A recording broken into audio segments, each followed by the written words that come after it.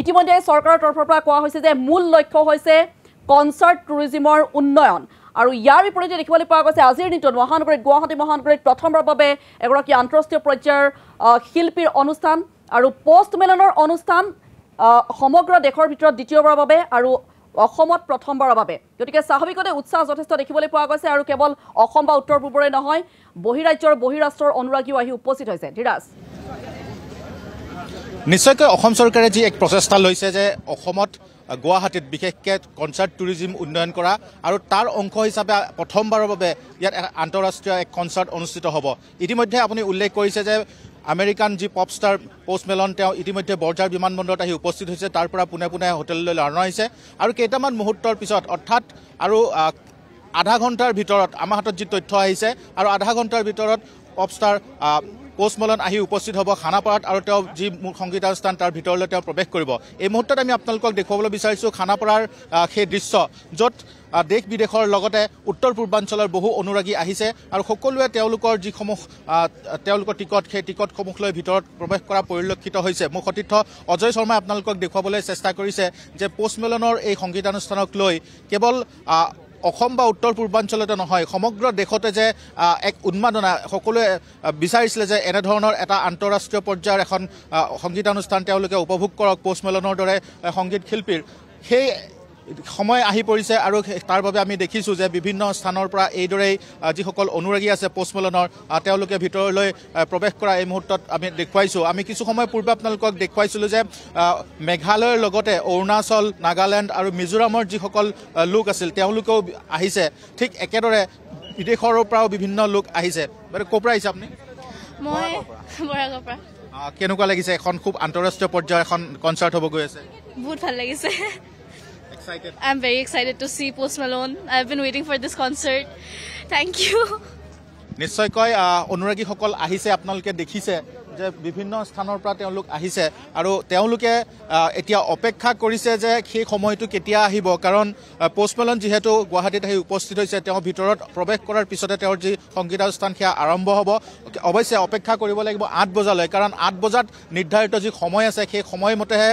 তেওঁ মঞ্চত প্ৰৱেশ কৰিব আৰু তাৰ পিছতে তেওঁ এটাৰ পিছত এটা আনটো তেওঁৰ গীত তেওঁ পৰিৱেশন কৰি যাব আৰু এই যি খানাপাৰাৰ আপোনালোকে দৃশ্য দেখিছে ইয়াত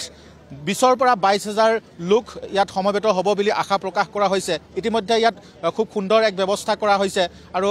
সকলোৰ বাবে ইয়াত স্থান নিৰ্ধাৰণ কৰা হৈছে যিসকল লোক আছে পিংক বেণ্ড তেওঁলোকৰ স্থান বেলেগ গ্ৰীণ বেল্টৰ তেওঁলোকৰ স্থান বেলেগ এনেধৰণৰ ব্যৱস্থা কৰা হৈছে যাতে সকলোৱে খুব সুন্দৰভাৱে এই অনুষ্ঠান উপভোগ কৰিব পাৰে তাৰ বাবে সুন্দৰ ব্যৱস্থা কৰা হৈছে মই আপোনালোকক দেখুৱাইছোঁ বিভিন্ন স্থানৰ পৰা অহা যিসকল অনুৰাগী সেয়া তেওঁলোকে ভিতৰত প্ৰৱেশ কৰিছে এই মুহূৰ্তত আৰু আমাৰ হাতত যি তথ্য আহিছে যে সেই তথ্য অনুসৰি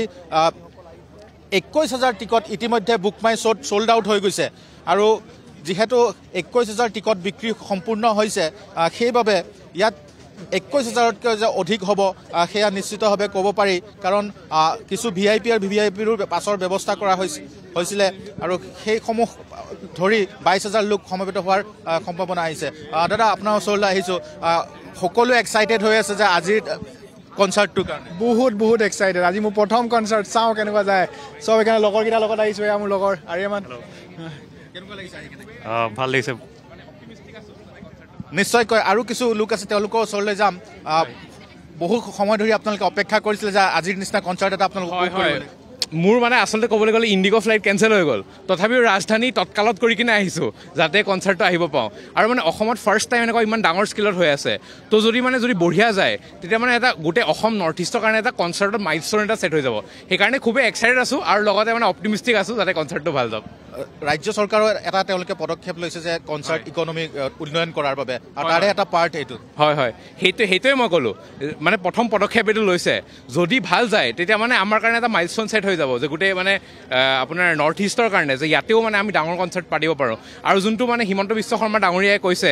যে অসমখন মানে এটা কি বুলি কয় কনচাৰ্ট কেপিটেল হৈ যাব ইণ্ডিয়াৰ সেইটোকলৈ আমি মানে লুক ফৰৱাৰ্ড কৰিছোঁ ধন্যবাদ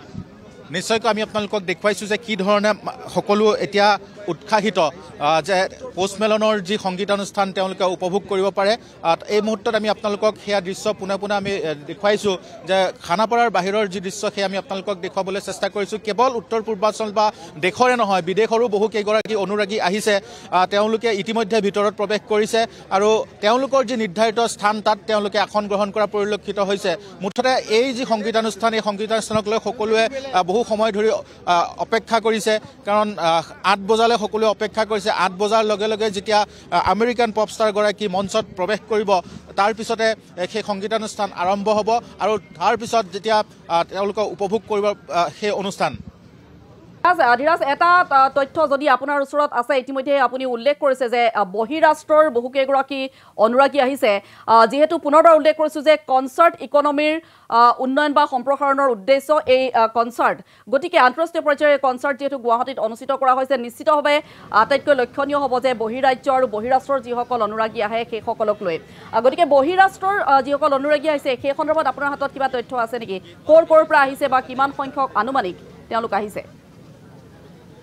সক ইতিমধ্যে আমি আপোনালোকক জনাইছোঁ যে 21,000 টিকট বুক মাই শ্ব'ত বিক্ৰী হৈছে আৰু তাৰে 7,000তকৈও অধিক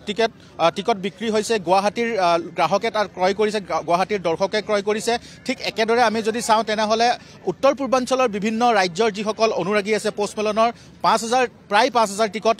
উত্তৰ পূৰ্বাঞ্চলৰ বিভিন্ন ৰাজ্যৰ গ্ৰাহকে ক্ৰয় কৰিছে ঠিক একেদৰে দেশৰ বিভিন্ন প্ৰান্তত বিভিন্ন ৰাজ্যৰ যিসকল লোক আছে তেওঁলোকেও 5,000 টিকট ক্ৰয় কৰা বুলি আমাৰ হাতত তথ্য আহিছে ঠিক একেদৰে আমি যদি কওঁ আপুনি যিটো প্ৰশ্ন কৰিছে যে বিদেশৰ কিমান লোক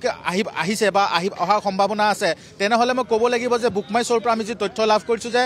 বিদেশৰ যিসকল অনুৰাগী আছে বা বিদেশৰ যিসকল দৰ্শক আছে 3,000 টিকট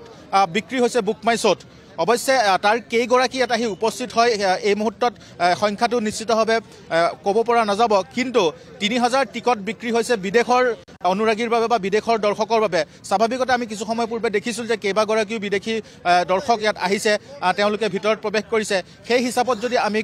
ক'বলৈ যাওঁ তেনেহ'লে যিহেতু 3,000 টিকট বিক্ৰী হৈছে বিদেশৰ তেনেহ'লে সংখ্যাটো 3,000তকৈ বেছি নহ'ব কিন্তু 3,000ৰ ওচৰ বা 3,000 হোৱাৰ সম্ভাৱনা আছে